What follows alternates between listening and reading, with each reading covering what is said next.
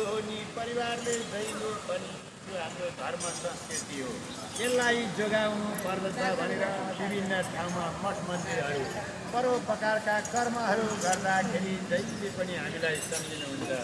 हामी सारा ओमकारेश्वर भजन समाजको तर्फबाट नारायण राम राम दिन्छौँ धन्यवाद।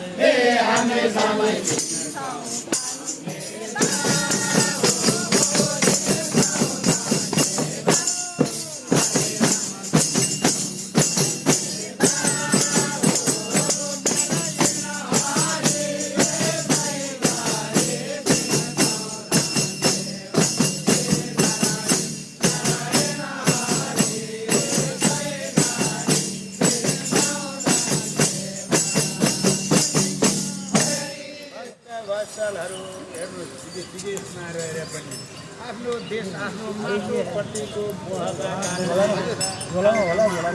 कर्महरू गर्दै